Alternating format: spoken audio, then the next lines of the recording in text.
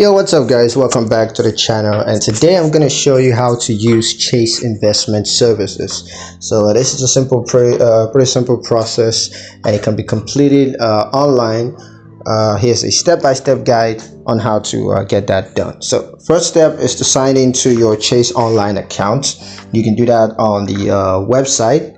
You can also do that on the mobile app if you have that. Now once you sign into your account, you just want to click on investments, and then you want to select get started.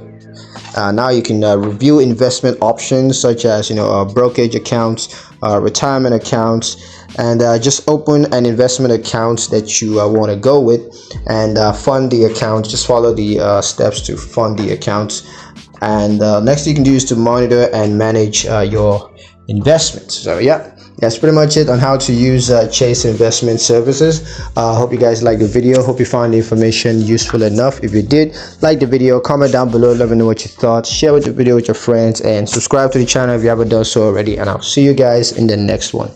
Peace.